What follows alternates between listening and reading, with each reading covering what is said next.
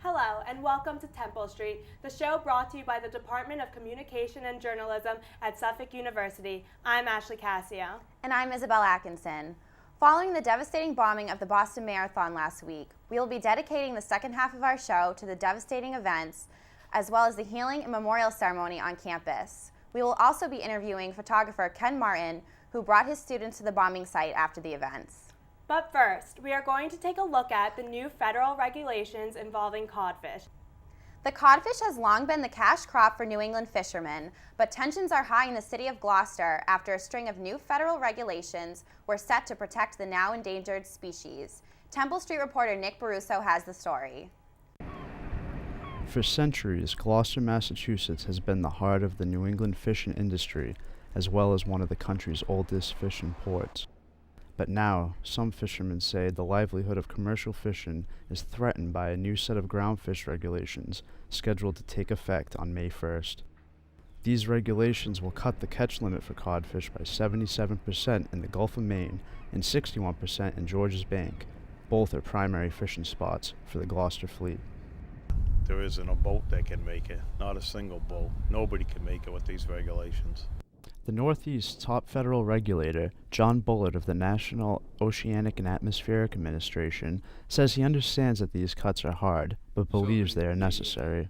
Groundfish stocks are at very low levels, and if we hope to rebuild these stocks, because that's the whole purpose, is to get healthy stocks that create jobs for fishing families in New England. And the way to do that is to relieve pressure on the stocks, and that's going to cause a lot of pain for fishermen, for their families, and for the communities in New England, and there's no escaping that.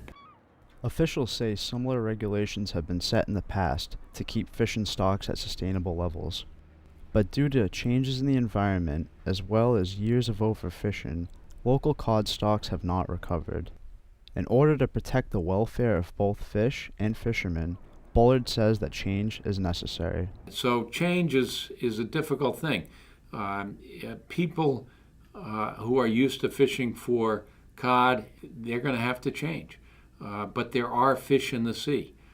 We need to develop markets for the fish that we can catch, like dogfish, but we don't know how to market yet.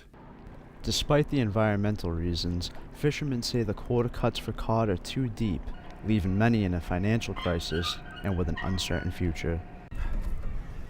It's getting tough. So hopefully, somehow we come out of this mess. From the city of Gloucester, this is Nick Baruso, reporting for Temple Street. A group of more than 60 state lawmakers have drafted a letter to Governor Deval Patrick appealing for emergency relief. Hopefully this will help the struggling fishermen. Run by the U.S. Department of Agriculture, the 4-H program has grown to have a network of over 6 million youth and 60 million alumni globally. A slow and steady expansion has made it possible for the 4-H impact to be felt in more Massachusetts locations, such as the Wardsbury Farm in Sharon. Temple Street reporters Elizabeth Salento and Yasmin Julmus have the story. I have epilepsy, which means I have seizures, that's why my dad comes with me all the time. And I have slight Down syndrome, so people can think I'm not smart in school, but if they see me here, I seem completely normal. Longtime 4-H member Colleen Kelly is one of the many children at Wardsbury Farm who's benefiting from the 4-H program. When people think of a place to learn life skills and gain confidence, they perhaps wouldn't normally think of a farm. Wardsbury Farm in Sharon is doing exactly that, creating clubs from science to healthy living. The program encourages students to use their 4 H's, which are their heads, hearts, hands, and health.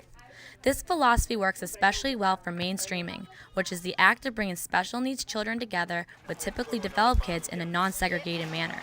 This inclusive environment allows kids to develop self-confidence and a mutual understanding of others.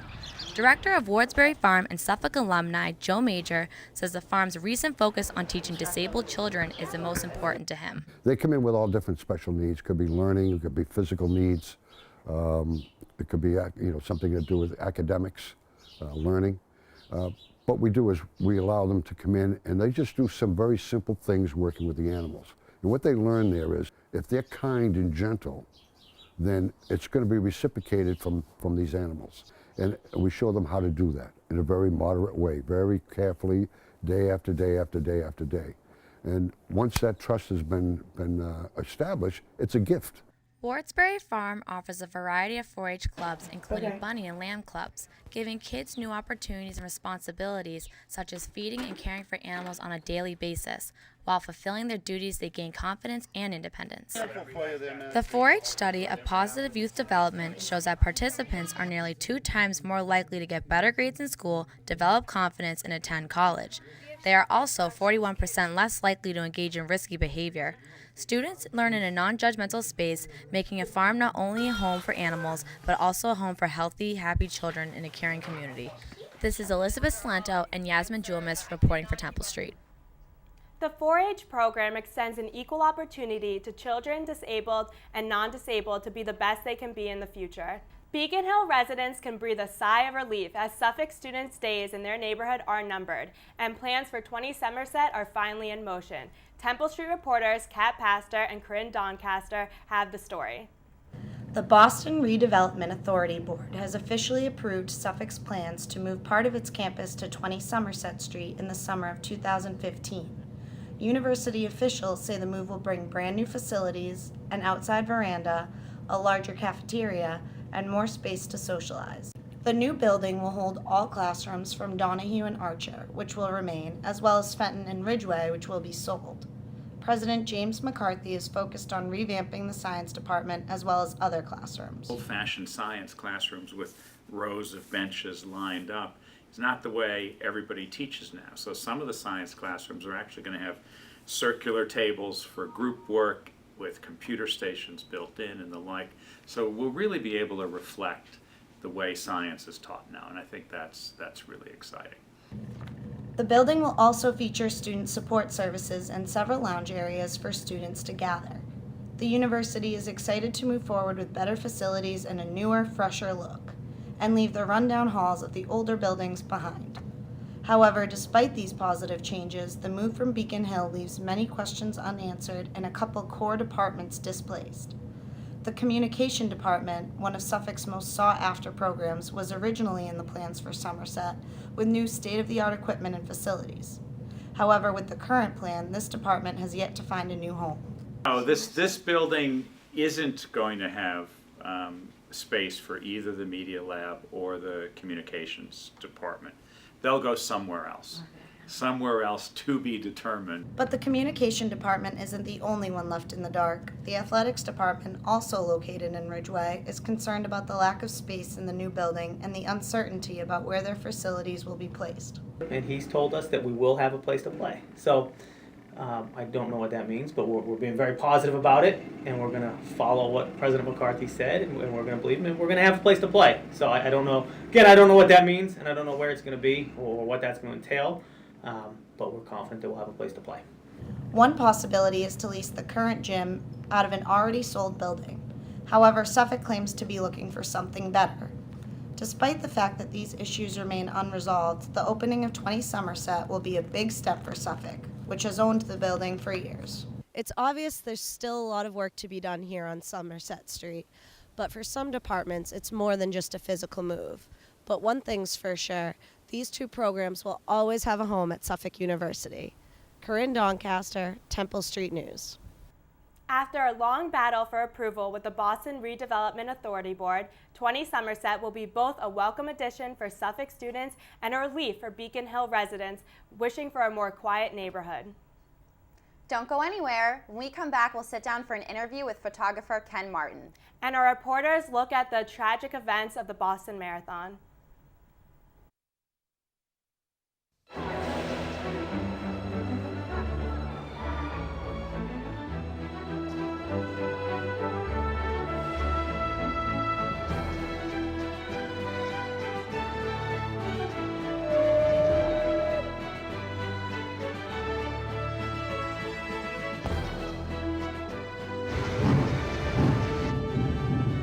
explore new worlds. Read. Visit literacy.gov and let the journey begin. Have a banana. Eating well and playing go together like best friends. You better believe it. With the food pyramid, the bare necessities of living healthy are easy. Bare necessities, the simple bare necessities. So eat right. Be active. Now move and sit. And don't forget to have fun. That's the way to be the best You're such a fun balloon. at anything you do. You can go to mypyramid.gov to play some games and find out more. Boston athletes have joined forces with the Sports Museum to help stop bullying in Boston. Bullying is not a game, it's a serious problem. If you are being bullied, you are not alone. If you're being a bully, you can't play on my team. If you're being a bully, stop. Stop. Stop. Right now. Stand strong against bullying. Together, we can stop bullying in Boston. To join our team, visit bostonversusbullies.org. Boston versus bullies. Boston versus bullies. Boston versus bullies. Whose team are you on? Oh, those boys are much too much. Those boys are much too much. We got the spirit. We're hot. We can't be stopped. We got the spirit. We're hot. We can't be stopped. We're going to beat them and bust them. Beat them. The smallest moments can have the biggest impact on a child's life. Let's get a little bit rowdy. R-O-W-D-Y. Take time to be a One dad more today. time. Oh, those boys are much too much. Those boys. With the tragedy at the Boston Marathon on Patriots' Day last week, the country has come together to show their support for our city. Temple Street reporter Kristen DeAngelis and Corinne Doncaster took to the streets of Boston to hear why people love this city. Why do you love Boston? What's not to like about Boston? It's an insane city. It's a lot of fun. There's always something to do. And there's never really a dull moment. Plus, the people are sassy as hell, and it's great. The sports and the fan base and stuff. It's the best city around for sports and stuff. I love Boston because it's historically there's no place else in the world.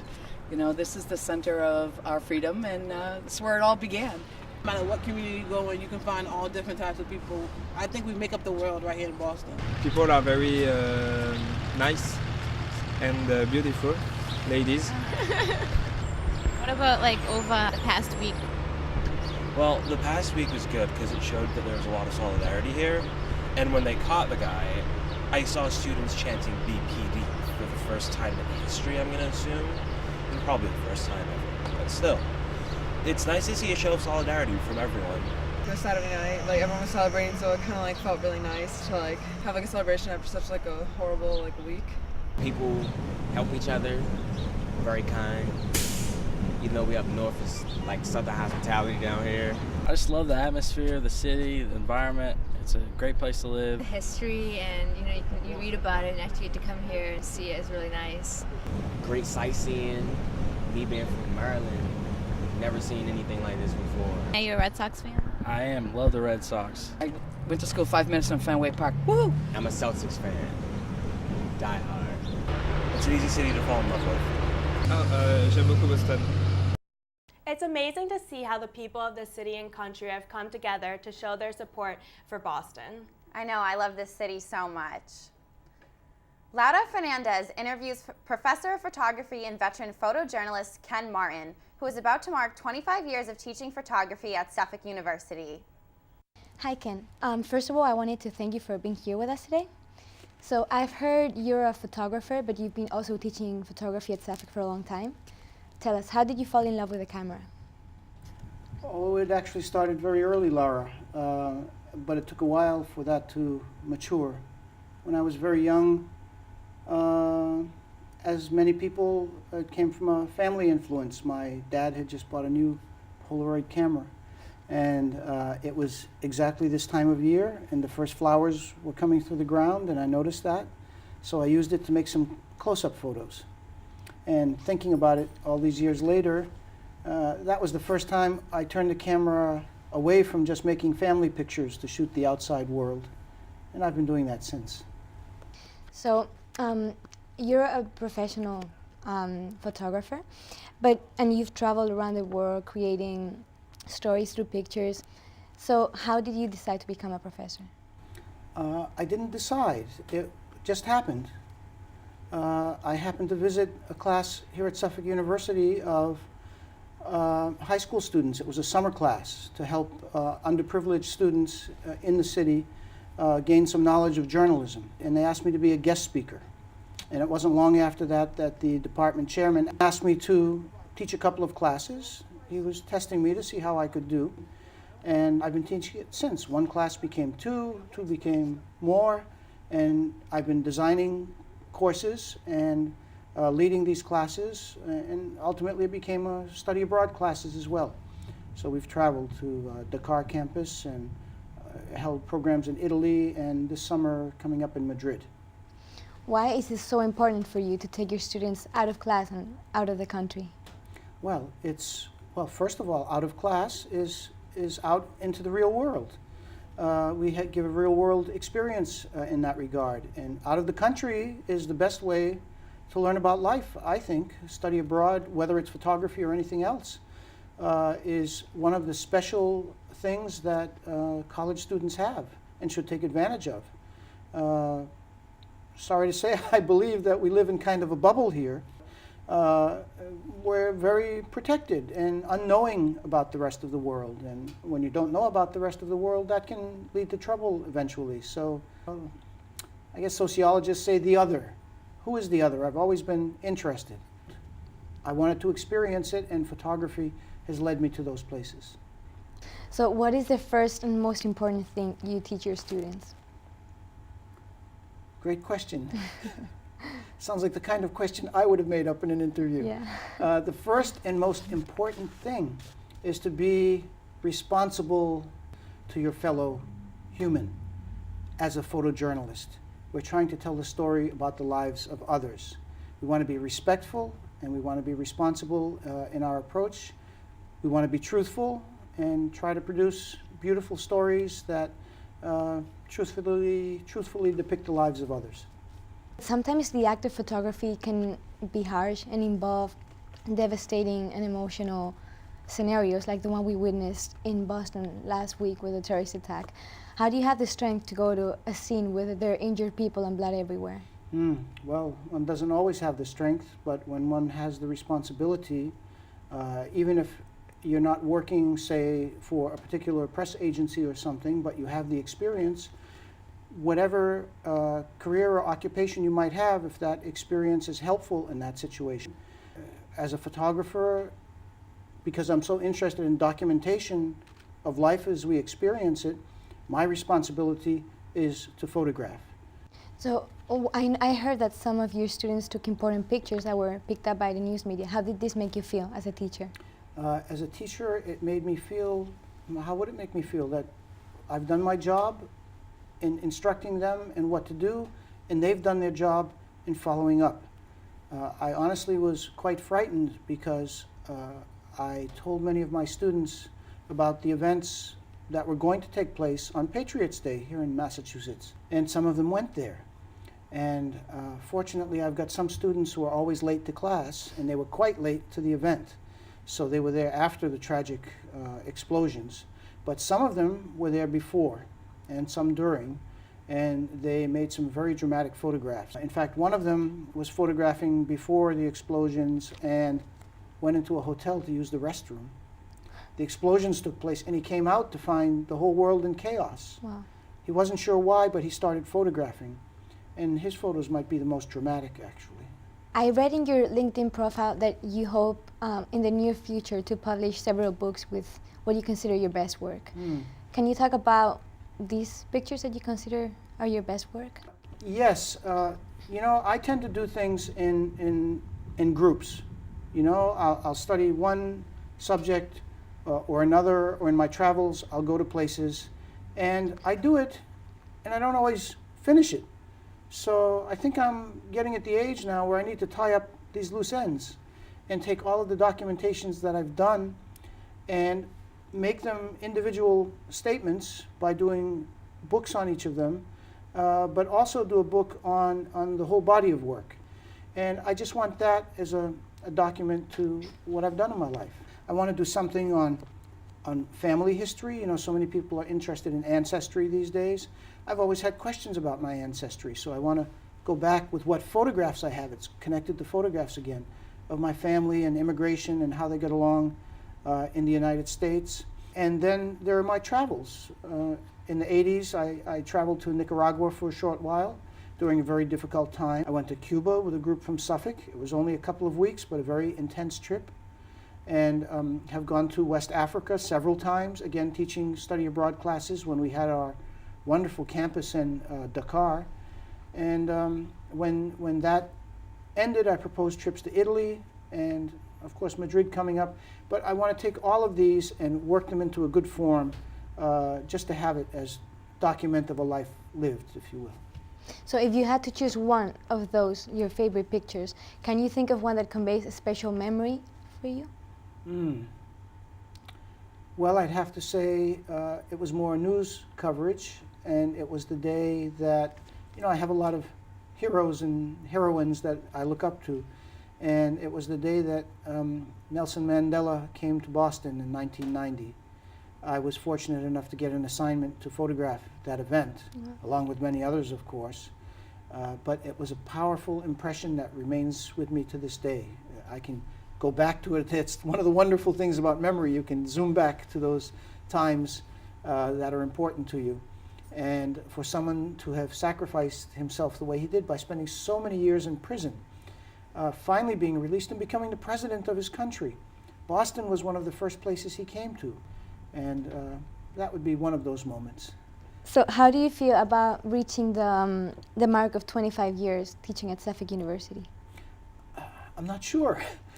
I suddenly realized when I started thinking about how long have I been teaching these classes at Suffolk, that the time has been moving along. And it's 24 years this year. I'm going into the 25th, and that's really a milestone for me.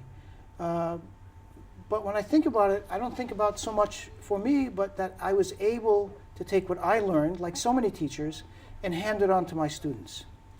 In closing, what would be the best advice you would give a beginner photographer? The best advice for a beginning photographer is to study something else. I don't mean not study photography. I mean learn your photography, learn all the technical requirements, but study other things. Study liberal arts, study, of course I'm going to say history, study art history, study how to produce art, okay? And a little management. Study marketing, so you learn how to promote your work, and maybe a little accounting to take care of the bills. That's a lot. Yes, but everything we do in life, as a photographer, it comes to the lens in that one fraction of a second that you make the picture. So really study many things in order to do the one. Okay. Okay? Thank you so much for your time. It was a pleasure interviewing you. Thank you, Lara. It was a pleasure meeting you. Thank you. Back to you in the studio. I think that this is great advice for any student who wants to be successful in their career. In the terror attack that took place at the Boston Marathon last week, 3 people were killed and more than 200 were injured when 2 bombs went off at the finish line. Temple Street reporters Dan McCarthy and Matt Irwin were at the scene and had this story. The streets were empty. The runners weren't running. The city was on lockdown. The Boston Marathon was marred.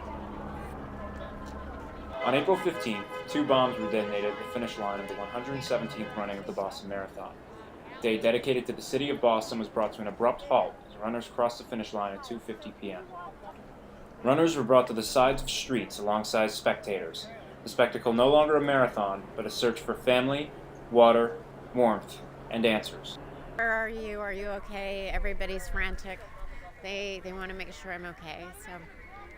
The streets were filled with concern after the events transpired, and people didn't know what to do. We thought at first it was thunder, and then when we heard the second one, we knew that it was definitely not thunder. There was nothing natural about it. Bombs were placed by Tamerlan and Zohar Tsarnaev. Following their act of terror on the city, Boston began a statewide manhunt for the brothers from Chechnya. But on Marathon Monday, all that was in perspective was a race unfinished and a city in pieces.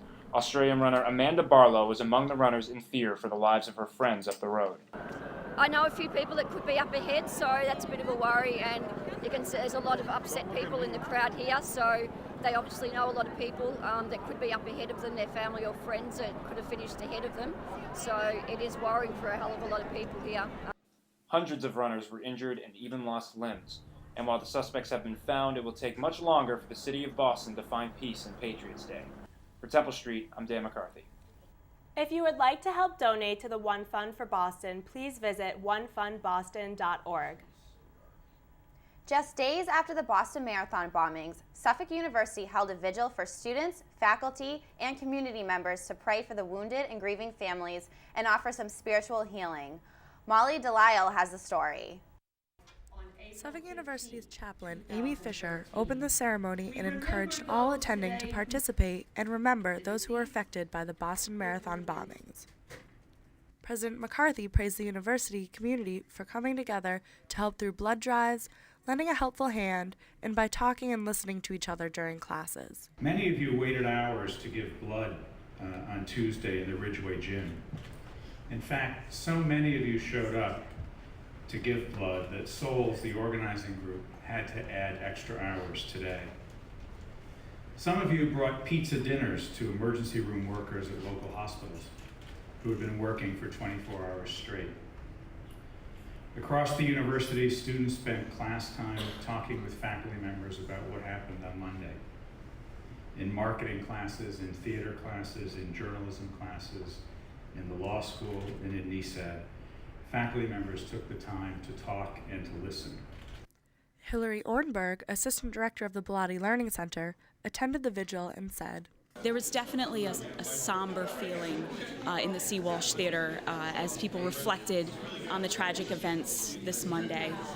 Students Teresa Stevens and Elise Kapitansek, both from Suffolk's Human Rights Watch, stepped up to the podium to share poems. If there is to be peace in the nations, there must be peace in the cities. If there is to be peace in the cities, there must be peace between neighbors. If there is to be peace between neighbors, there must be peace in the home.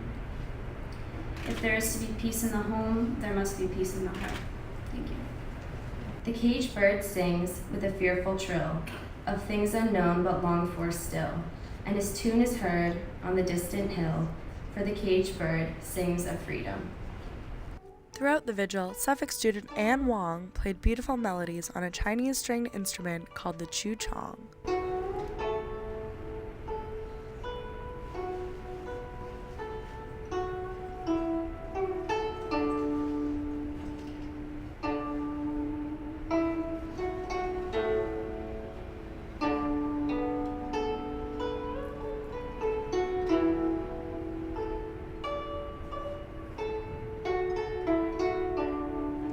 Other Suffolk students even stepped up to the podium to share their comments about coping with the shock and their thoughts on the tragedy.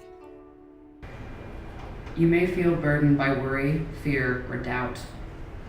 To you and to all of us, I repeat a wonderful and certain truth. God's light is real. It is available to all. It gives light to all things. It can illuminate the path before us and lead us through the darkest night into the promise of a new dawn. Suffolk University officials remind students who are still grieving that the counseling center is open for urgent care walk-in appointments. Students can also find spiritual support in the Interfaith Center.